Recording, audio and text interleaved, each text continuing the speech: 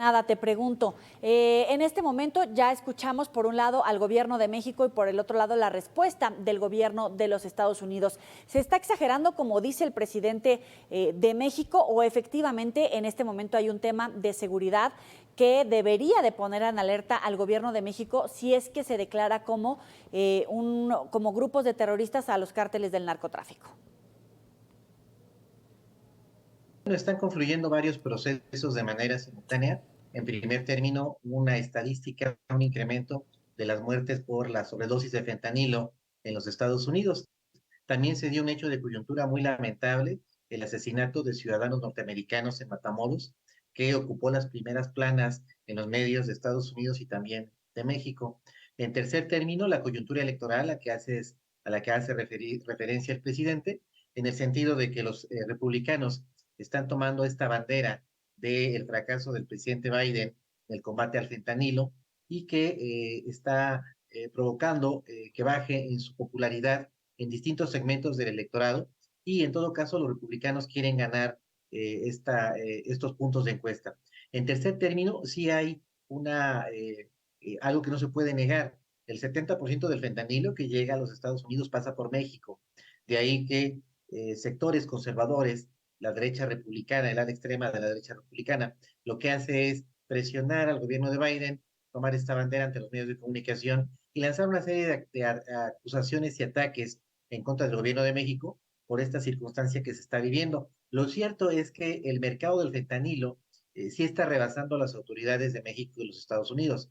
Creo que todos tienen algo de razón y todos al mismo tiempo están equivocados. En efecto, el presidente tiene razón al señalar de que este es una ariete político que se está utilizando para que los republicanos ganen puntos con miras a impedir la reelección de John Biden. Eso es real. Pero lo cierto es que también hay segmentos neutros de la opinión pública en Estados Unidos que están genuinamente preocupados por las muertes derivadas del fentanilo. Y finalmente, México está transitando de ser un país de paso de fentanilo, que solo trafica fentanilo, a ser un país productor de fentanilo. En México tenemos tres modalidades con el fentanilo. Es país de paso, fentanilo que se produce en el oriente. A México llega fentanilo a granel, se empastilla y se prepara para su comercialización. Y también algunos cárteles de la droga, destacadamente el cártel de Sinaloa y el cártel Jalisco Nueva Generación, están reconvirtiendo los laboratorios que habían creado para drogas sintéticas como las metanfetaminas, los están transformando, reconvirtiendo en laboratorios para fentanilo. Entonces tenemos las tres modalidades y me parece que es una preocupación real en los Estados Unidos con respecto a qué están haciendo ambos gobiernos para poder enfrentar esta situación. Precisamente, el gobierno de los Estados Unidos pone en entredicho la política de seguridad del presidente López Obrador. Particularmente le hace un reclamo frente al cártel Jalisco Nueva Generación y al cártel de Sinaloa. ¿Cómo evalúas lo que se ha hecho por parte del gobierno de México en la administración actual frente a estos dos cárteles y a la vuelta de las elecciones en 2024? Bueno, en el combate al fentanilo lo cierto es que el saldo es totalmente negativo, pero quizá no se deba a una actitud de brazos caídos por parte del gobierno de México. Desde el sexenio pasado, desde el gobierno anterior de Donald Trump, el gobierno de México ha estado acatando, no hay otra manera de decirlo, las peticiones que ha hecho el gobierno norteamericano para enfrentar esta situación. Fueron los norteamericanos los que pidieron que la Marina se hiciera cargo de los puertos del Pacífico Sur, de Manzanillo, Lázaro Cárdenas, Acapulco, Nuevo Vallarta, que son los puntos de entrada para precursores químicos. También por presiones del gobierno de los Estados Unidos, se capturó a Rafael Caro Quintero, cuyo cártel, el cártel de Caborca, estaba enfocado al tráfico de fentanilo. Se procedió a la recaptura de Ovidio Guzmán, que ciertamente había sido liberado por una decisión muy polémica que tomó el presidente en un episodio muy conocido como el Culiacanazo. También se capturó a Tony Montana, uno de los integrantes de la cúpula del cártel de Jalisco Nueva Generación. Finalmente ha habido un incremento del número de elementos de la Guardia Nacional que están en la frontera norte, en parte para poder contener los flujos de fentanilo, pero también para contener las mareas de centroamericanos que están migrando en caravanas hacia los Estados Unidos. Lo cierto es que la estrategia de abrazos y no balazos desde hace tiempo ha sido dejada de lado por parte del gobierno mexicano y ha estado atendiendo las peticiones que han hecho los norteamericanos para enfrentar el fentanilo. Nada más que el fentanilo tiene una característica. Es una droga de alto poder adictivo, de bajo costo y que además está generando altos márgenes de ganancia. En cierto sentido, la historia del narco en el mundo se puede trazar viendo el tipo de producto que se comercializaba. Antes era la marihuana, se transitó a la cocaína, de ahí a las drogas de diseño, como eran las metanfetaminas, y ahorita estamos en la época del fentanilo. El fentanilo genera ganancias extraordinarias.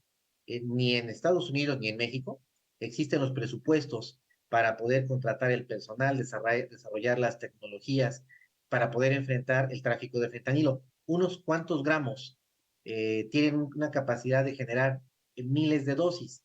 De ahí que el tráfico sea más simple y las ganancias son mucho más grandes.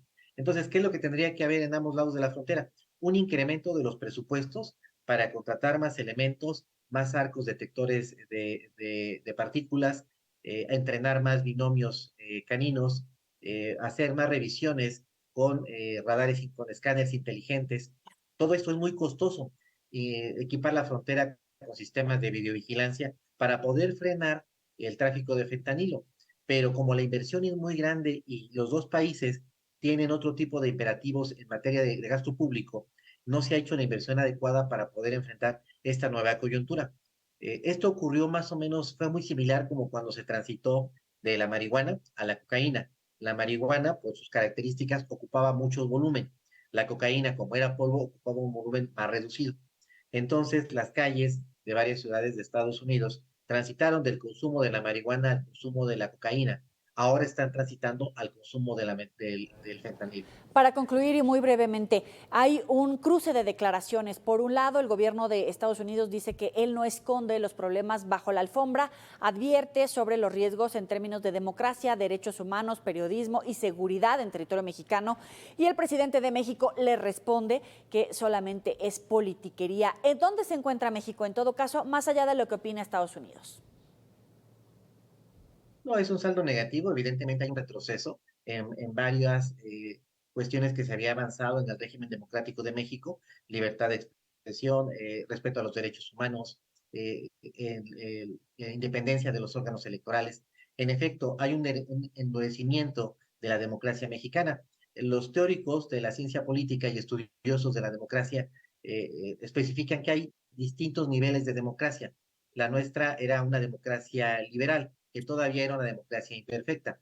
Nos estamos acercando a una democracia no liberal, pero sigue siendo democracia, en tanto que sus líderes políticos son electos por el sufragio universal, pero ciertamente con una disminución de los derechos civiles y de la autonomía de los órganos electorales. Me parece ciertamente normal que en Estados Unidos haya voces que reclamen el hecho de que México tiene una involución democrática, en efecto, porque los norteamericanos, los sectores progresistas de los Estados Unidos, algunos vieron con agrado el que se dejara el viejo sistema autoritario del PRI y que se transitara a la democracia.